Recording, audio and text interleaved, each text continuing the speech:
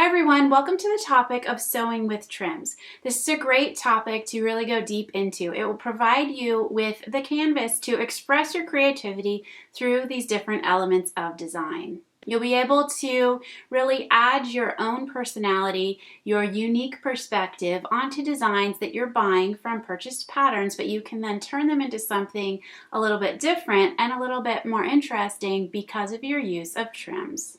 Over this four-part topic, we are going to take a look at the general overview of the scale and proportion and the appropriateness of the trims used on specific designs. Then we're going to look at the use of applied trims to the outside of a garment. We'll take a look at how to do inserted trims where fabric is split apart and different types of trims, usually lace, are inserted between the two sections of fabric.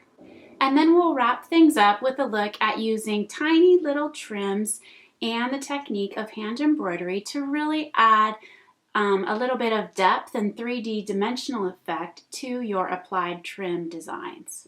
I'm really excited to go deep into this topic with you, so let's jump on in and get started. Hi everyone, in this video we're going to take a closer look at both applied and inserted trims.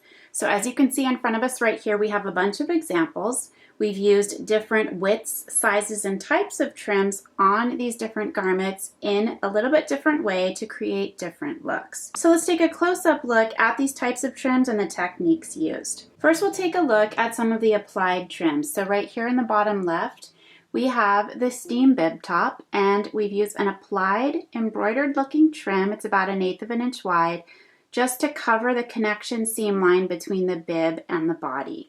So this is one version of that, and then this is a second example of the same pattern, and in this one we've used the applied trim to cover the seam line. We've also used a wider trim that we've cut a portion of to cover the entire bib section instead of doing pin tacks, so it simplifies the design a little bit, and we've used trim in a little bit different way. And here in the center we have the Catalina dress. This features an applied trim down the center and covering the waistline seam, and this is illustrated in the pattern exactly how to sew this down, but this is a good use of an applied trim. Then on the Boomer Falls dress, we've done an applied trim. It also technically could be called inserted trim. We've used the Cluny lace trim here to replace the waistband. So it's inserted between the skirt and the bodice as a traditional waistband would have been if it was cut out of fabric, but instead we've used the trim in its place to add this piece.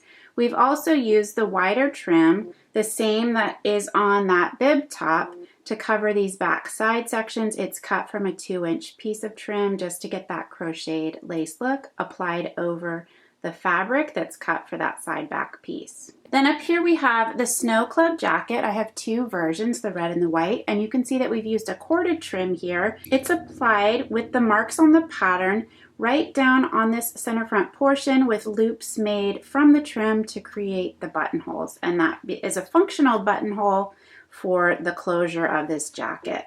So this is a corded trim, and then on this red jacket it's a little bit different style trim, but it's doing the exact same effect. Then up here we have the Ginza Girl coat, and we have a couple different areas where we've used trim.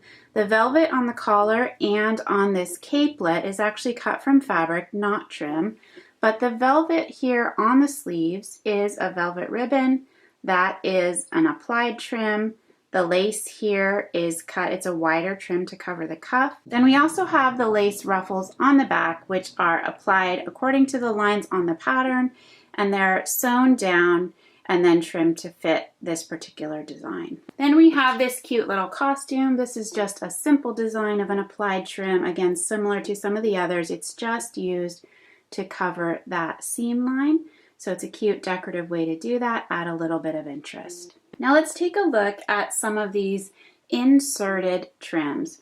So on the Cosplay Day dress, we have a couple examples here, and this one uses both the applied trim on the hemline and the inserted trim on the princess seam line. We also have applied trim on the sailor collar that's top stitched down and on the tie itself. So this pattern is a great one for use of practicing the different elements. It also shows you ways in which you can use inserted trim On a different design that might have princess seam lines and you want to switch it up a little bit, maybe not do the applied trim, but just do an inserted trim on the princess seam to create a little bit different look. We've also used trim on the bottom of the slip that goes underneath, and this is simply just sewn down to a piece of tulle on the slip, and that just gives a little bit delicate detail that just pops out underneath this when the dress is on. And then on the roebuck base skirt, this is the classic design where we've done the inserted Clooney trim. We've done this in a variety of sizes. On the 18-inch doll size, this is about an inch wide. And then on the 14.5-inch doll size, we use a narrower trim that's either 3/4 or a 1/2 inch wide just to keep the scale and proportion correct for the size doll. Then we also have trim that's sewn to the hemline, so this is more like an applied trim, not inserted between two pieces of fabric.